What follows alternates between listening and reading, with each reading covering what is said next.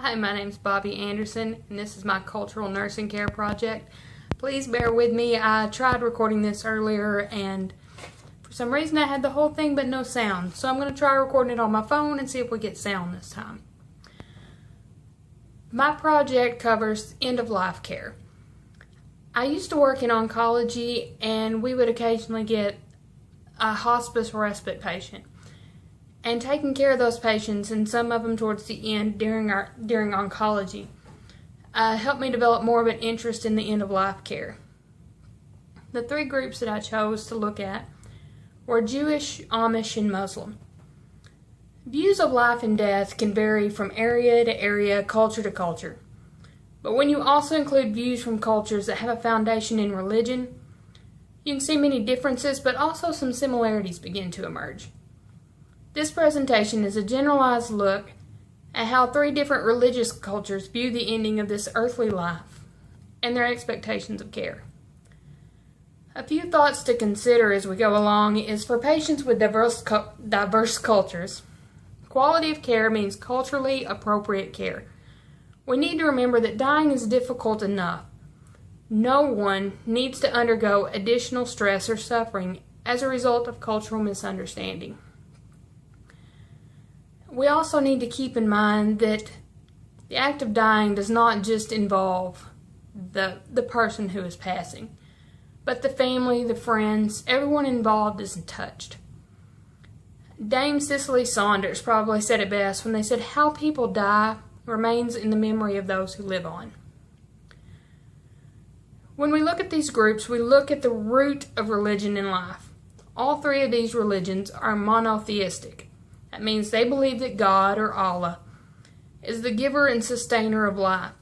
Therefore, it's commonly believed that God, or Allah, should be the only one who can take a human life. Therefore, suicide, assisted suicide, and euthanasia are all prohibited by each of these religions. One thing you might notice as you go in to take care of the patient, when you enter in the room, you might wonder, where did all these people come from? Do not expect the deceased or the dying to be alone. All three religions encourage visitors for the dying patient, and even encourage them to stay with the body after death. Jewish people believe it is disrespectful to leave a dying person alone. Another interesting fact that I learned about the Jewish religion is that not only do they see it as disrespectful, they see it as an honor, as giving the ultimate gift, because that person who is dying cannot repay them. They cannot do the same for the next one. And so for the family and friends who are able to do that for them, it's like giving them the ultimate gift. The Amish believe literally the biblical admonition to bear one another's burdens, and they'll gather as a community to support the individual and the family. Muslims consider it a spiritual duty for family members to care for their sick and dying relatives, and such care is often seen as a blessed opportunity for close friends as well.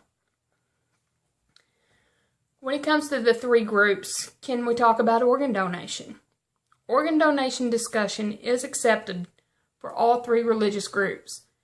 Now, while the Amish have no taboos against organ donation, the Jewish and Muslim families might need information and reassurance regarding the fact that the organs procured will not be sold, or that they will go to prolong the lives of others. There's a difference in the reaction of the family and friends upon the death of the patient. Although all three groups believe that a higher power is in control, upon the passing of their loved one, each of them have a different accepted response. Jewish mourners may cry, may show anger, may rip their clothing. Amish mourners may show a more stoic acceptance and muted verbal expression. Just because they're not saying anything, just because they're not crying, does not mean they're not hurting. It's just not accepted that it be shown. Muslim mourners may weep, But the beating of the cheeks or the tearing of the clothing that you might see with a Jewish family is forbidden, is prohibited in that group. To look at each one individually, the Jewish culture, what are their expectations? They expect sufficient pain control. They expect that the dying person will not be left alone. Upon death, the body will not be left unattended.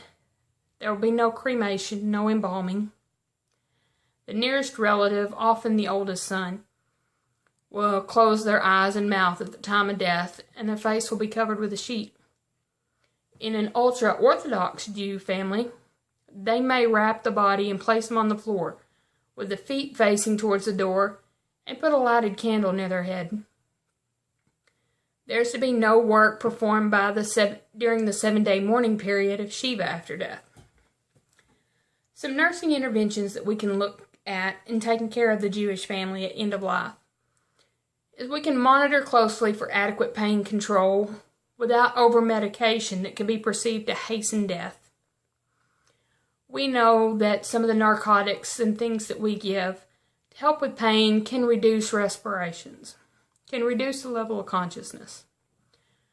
We need to make sure we're not doing anything that can be perceived as hastening death.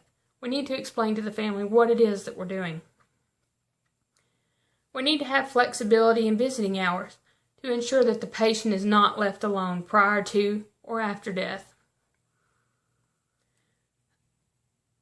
We need to offer family members the opportunity to provide personal care to the patient. Make sure there's clean linens in the room so that during the time of death, there's a clean sheet so that they can place it to be placed over the patient's face. And if death occurs on the Sabbath, which is their holy day and nothing is to be done on those days, discuss the possible use of embalming, which might be accepted at that time, or housing in the morgue until the holy day is passed. The Jewish people hold life with great esteem. While it's usually prohibited to perform procedures on the Sabbath or to procure organ donation, the nurse can make it a point to educate or even encourage the physician to educate the family and patient and the rabbi concerning how a procedure can benefit and save a life, and permission might be granted for that. Some Orthodox groups will not allow the patient to be touched during the period of gnosis, which is considered around 3 days till death. This means they can't be repositioned, they can't be cleansed, they can't be turned. If the nurse talks to the rabbi, they can allow permission to be obtained to provide cleansing, to allow for the patient's care and comfort. When we take a look then at the Amish, what are their expectations? The Amish, they prefer to die at home, with their family there to provide care for them. Expect a more stoic response. And there'll be a simple, unadorned funeral. No cremation. A wake-like setting up period for the deceased, where community members, family members will come stay at the house and be there with the family. There'll be a constant presence of family and community members as a support system. And there's a strong community support in preparing for the funeral and helping take care of the things that need to be done. It's not at all surprising upon the death of a member of the Amish community, to find that other members of the community step in to help prepare meals, to help take care of some of the things that need to be done around the house, to take care of the crops or animals on the farm. Some things that we can do, nursing interventions that we can do for the Amish is, if possible, plan for a patient discharge home with hospice care. If we're not able to discharge them home, make very flexible allowances and visitation rules to allow family and community members ample visitation time. Offer family members the opportunity to provide personal care for the patient, whether it be helping bathe, helping them brush their teeth, comb their hair, whatever needs to be done. If a clergyman of the Amish faith is not available, A minister of the Christian faith may be offered as a comfort measure for the family. The Amish have well-established rituals for death that involves the help of the community, as I was saying, to help remove some of the burden of the family. Due to this, the passing of a loved one appears to have less stress than in most societies. Not saying it's any easier, but because everyone knows what they need to do. Everyone knows their part in the community to come in, step in, and help that family out. Healthcare providers should offer the services of hospice and palliative care workers as an additional resource in addition to this community help. Because these services, these providers can offer things that the community might not, such as additional pain relief or new ideas for some comfort measures. When we take a look at the Muslim faith, they expect their family will be able to be there to help provide care for them. Upon their death, they can be turned to face Mecca. They want adequate pain medication to control pain, but still allow participation in prayers. There's to be no cremation. Burial is expected to take place within 24 hours. And family members or clergy to be present to deliver Shahada, or the testimony prayer. This is very important as to why they don't want to be over-medicated, if at all possible, so that they can take part in these prayers. They believe that the saying of Shahada, the saying of these prayers, needs to occur in order for them to move on into the afterlife. For nursing interventions for the Muslim patient, we need to be liberal with visitation rules to allow them to be there with the loved ones during their last moments to deliver these prayers. These families don't want to sit and worry and wonder where their family member went if they believe that this is what will help them. At the point of death, we need to promptly perform all necessary paperwork to allow the family to proceed with burial. We all know how long it takes to get some of the paperwork done in the hospital, to get discharge papers done, to get if you have to get a hold of a funeral home or whatever. When it comes to a Muslim patient, we need to really make an effort to get this done as quickly and as efficiently as possible so that they can carry on with their beliefs for that quick burial. Repatterning and restructuring in the Leninger model should occur when there is reason to believe that a practice could be improved or made safer. As with the other religions discussed, unless a health or safety issue develops, each culture should be allowed to care for their family members as they need. If the nurse discovers a health or safety issue, it should be addressed accordingly. One thing we often wonder about, or at least I know I do, whenever I'm taking care of someone at the end of life, is am I doing the right thing? According to Madeline Leninger, the goal of cultural care is culturally congruent care.